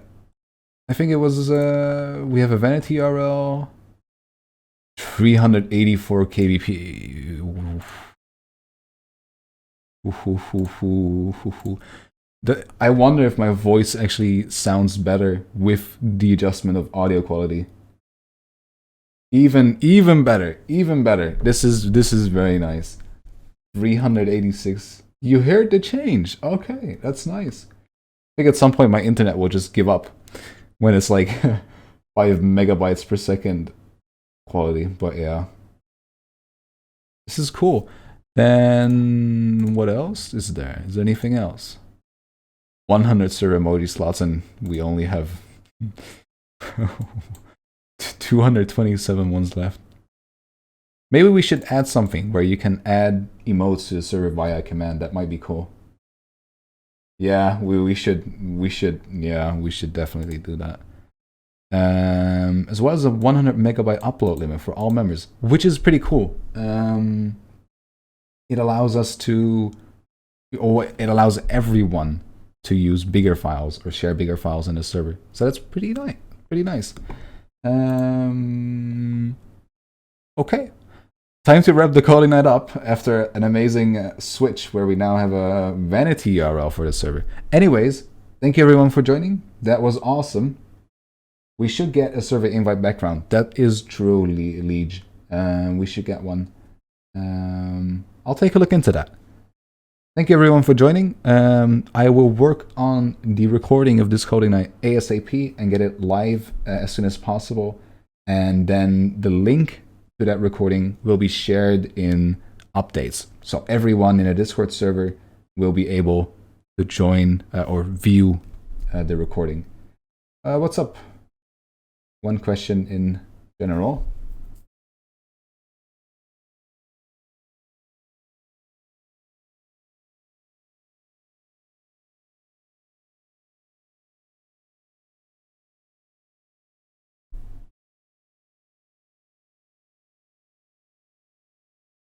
Tell us your story and how you get the certified bot developer badge.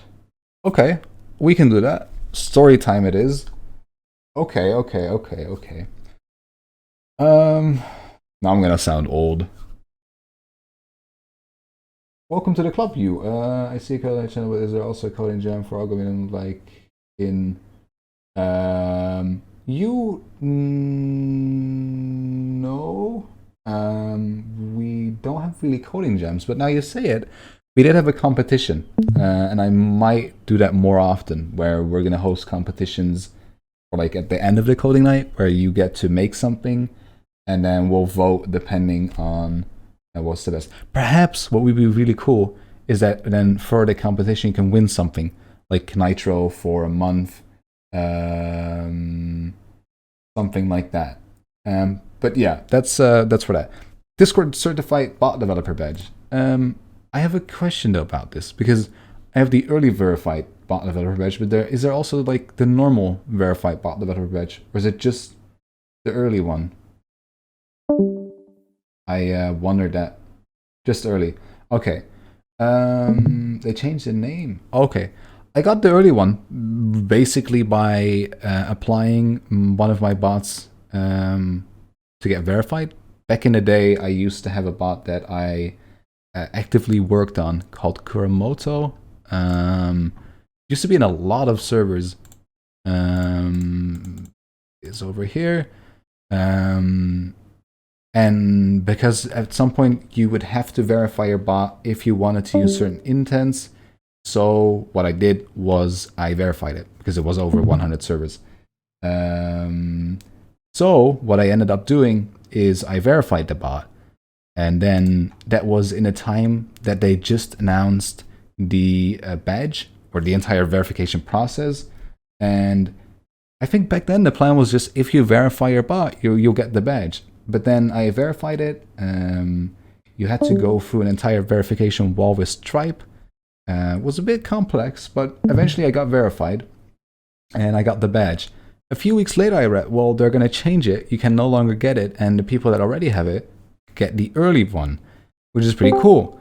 So I ended up getting the early verified bot developer badge via there. I used to have the early supporter badge back in when I had a Discord, my older Discord account, but I then took a break from Discord, deleted my account for a couple of months, and then got back later.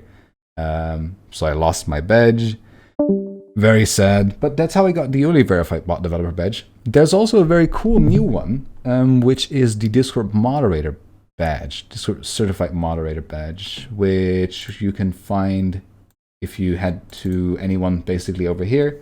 There's this badge, which leads you to here. And this is basically a sort of kind of academy on how you can get started with moderating. You can then follow an exam. And if you pass that exam, you get an invite to a Discord server. And if you're active and in that server for a long time, you can end up getting the Discord certified moderator badge, which is really cool. So I'll leave a link to that in the general channel over here. So that's how you can also get that badge, which is also pretty cool. So that's my small short story. Yeah, and there's a server indeed. If you are if you would like to go for bug hunting and basically find bugs in the Discord application, whether that be the stable version or the canary version or anything else, you can also end up getting the bug hunter badge. Sadly, it's not really my thing, but if you're into it, you can join that Discord server and start bug hunting, potentially get that badge. Okay, that's it. Thank you everyone for attending the coding night. This has been an awesome about 2.5 hours. The Discord partner badge, that's also potentially one we could apply for as soon as we hit 500 members, which might be really cool if we can get that one, because that would be awesome. But we will see. What's the catch, Liege?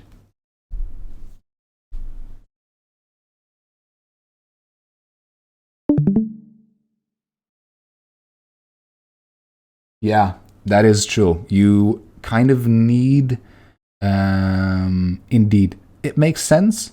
All the way back when they launched their Discord partnership program, you did not really have to have this. I know a few of my buddies that are partners that got it all the way back in 2016 or 2017, I'm not sure. They did not care that much about it yet.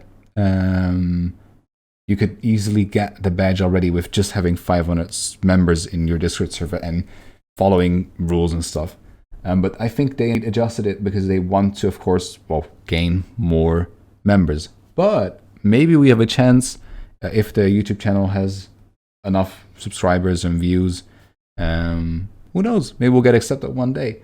Maybe not at the first try, but maybe eventually we will be able to apply and maybe get accepted. That would be really cool. That's it. I wish everyone an amazing evening. The recording will again, for the third time, be published as soon as possible.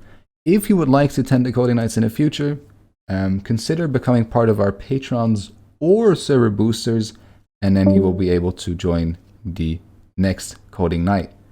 Have an amazing evening, everyone, and I hope to see you in the next one. Bye-bye.